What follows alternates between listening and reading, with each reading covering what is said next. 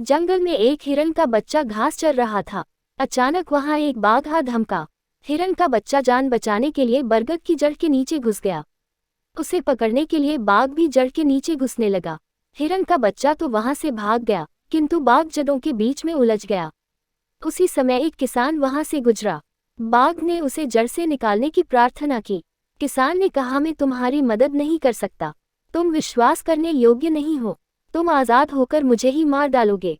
मैं तो अपने रास्ते जा रहा हूँ। तुम इस उलझन से स्वयं प्रयास करके निकल सकते हो। बाघ ने फिर प्रार्थना की, मैं तुम्हें आश्वासन देता हूँ कि मैं तुम्हें कोई नुकसान नहीं पहुँचाऊंगा। कृपया मुझे यहाँ से बाहर निकालो।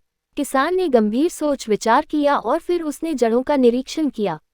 निरीक्षण के बाद किसान ने कहा, तुम विश्वास करने योग्य तो नहीं हो, किंतु मनुष्य होने के नाते मेरा फर्ज है कि मैं मुसीबत में पड़े प्राणी की मदद करूं। मैं तुम्हें इन जड़ों से निकलने का तरीका बता देता हूं। तुम स्वयं प्रयास कर निकल जाना। किसान ने उसे निकलने का तरीका बताया और दूर जाकर एक पेड़ के पास खड़ा हो गया। बाघ प्रयास कर थोड़ी देर में उस उलझन से निकल आया। बाघ ने किसान से कहा, हे मनुष्य, दूर क्यों खड़े हो?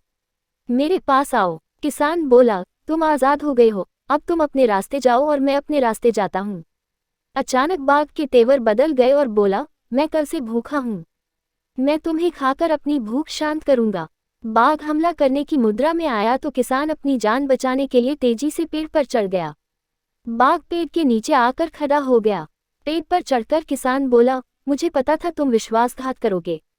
इसी बीच उधर से एक लोमड़ी गुजरी। उसने किसान से पूछा, पेड़ पर क्यों चढ़े हो? किसान ने सारी बात बताई।